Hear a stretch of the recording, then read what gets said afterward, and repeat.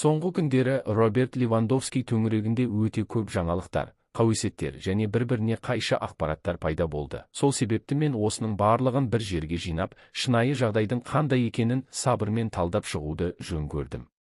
Өйткені бұл оқиға әлдеқашан жай ғана келісімшарт мәселесінің шеңберінен шығып кеткен. Мәселе команданың ең беделді ойыншыларының бірінің болашағы, оның Ханси Флик жобасындағы рөлі және Барселона жақын уақытта шабуыл шебін қалай қайта құруды жоспарлап отырғаны туралы. Достар, ыңғайланып отырыңыздар, бастаймыз. Соңғы күндері Левандовскийдің айналасындағы жағдай Барселона ішіндегі ең күрделі әрі түсініксіз тақырыптардың біріне айналды. Барлық ақпаратты жинақтай келе, бұл енді жай ғана келісімшартты ұзарту емес, нақты бір бетбұрыс кезеңі екені байқалады. Барлығы клубқа Пинни Захави келген сәттен басталды. Ол Левандовскийдің де, Фликтің де агенті. Mundo Deportivo мәліметінше, бұл сапар кездейсоқ болмаған. Ол бапкермен де, ойыншымен де кездесіп, алдағы стратегияны анықтауды жоспарлаған. Клуб үшін бұл бірден екі маңызды тұлғаның болашағын талқылауға мүмкіндік болды. Бірақ ең маңыздысы, бұл сапар дәл Левандовскийдің жағдайына қатысты.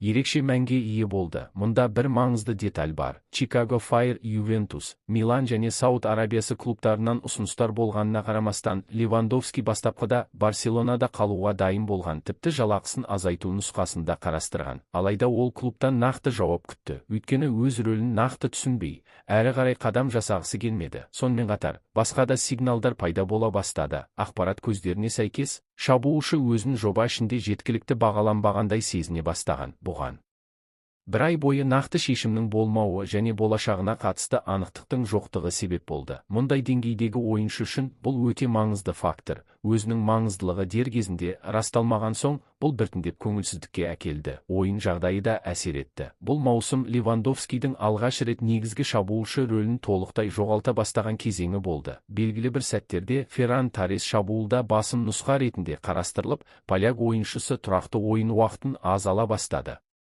Соңғы матчтарда Флик оны қайтадан негізгі құрамға шығара бастағанымен жалпы жағдай өзгеріп кеткен. Оның командадағы рөлі бұрынғыдай анық әрі басты емес. Осы жағдай аясында клубтың да өз ұстанымы қалыптасты. Барселона келісімшартты ұзартуды қарастырып жатыр. Бірақ мүлде басқа шарттармен. Әңгіме бір жылдық келісім және айтарлықтай төмендетілген жалақы туралы.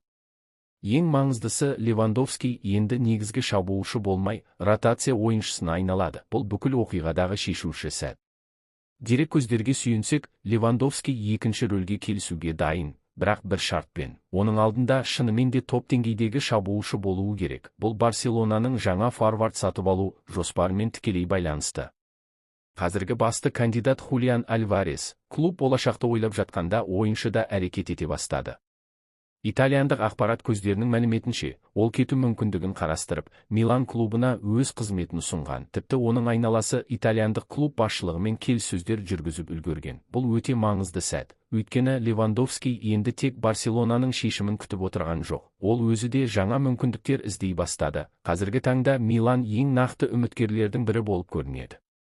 Клуб оған жобада маңызды рөлмен ұзақ мерзімді келісімшарт ұсына алады. Ал Барселонада тек бір жыл және шектеулі рөл туралы ғана сөз болып отыр. Сонымен қатар, қызығушылық танытып отырған клубтар қатарында Juventus, Chicago Fire және Сауд Арабиясының командалары да бар. Бұл ойыншыға таңдау мүмкіндігін кеңейтеді. Ал Барселонаның ішінде жағдай әлі де қарама-қайшы. Бір жағынан, клуб ұсыныс дайындап, оны агент арқылы жеткізгені айтылады. Екінші жағынан, ресми ұсыныс болмауы да мүмкін деген ақпарат тарауда, яғни процесс тоқтап қалғандай. Бұл белгісіздікті одан әрі күшейтіп, тараптардың әлі де ортақ шешімге келе алмағанын көрсетеді. Сондықтан қазір барлығы алдағы апталарға байланысты. Дерек көздерге сәйкес, Левандовский өзі үшін нақты соңғы мерзім дедлайн белгілеп қойған.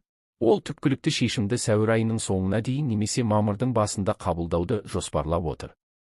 Бұл ойлануға уақыттың өте аз қалғанын білдіреді. Нәтижесінде жағдай айтарлықтай күрделі көрініс береді. Бір жағынан, әлі де нәтиже көрсете алатын, осы маусымда 17 гол және 3 нәтижелі пас берген Роберт Левандовский бар, бірақ ол өзінің рөлі өзгеріп жатқанын сезіне бастады. Екінші жағынан, шабуыл шебін жаңартуды көздейтін және оны ұзақ мерзімді көшбасшы емес, уақытша шешім ретінде қарастырып отырған Барселона клубы бар. Дәл осы екі ұстанымның тоғысқан тұсында қазір Левандовскийдің болашағы шешілмек. Ол Барселонада қалып, жаңа рөлді қабылдай ма, әлде қайтадан негізгі тұлға бола алатын басқа жобаны таңдай ма? Бұл сұрақтың жауабы жақын арада белгілі болуы тиіс. Пікірлерге міндетті түрде жазыңыздар. Сіздердің ойларыңызша, Левандовски Барселонада тағы бір маусым қалуы керек пе? Әлде барлық тарап үшін жаңа кезең бастайтын уақыт келді ме? Егер бұл видео сіздерге ұнаса, лайк басып, арнаға жазылып, қоңыраушаны қосып қойыңыздар. Сонда Барселона туралы ең маңызды жаңалықтарды өткізіп алмайсыздар.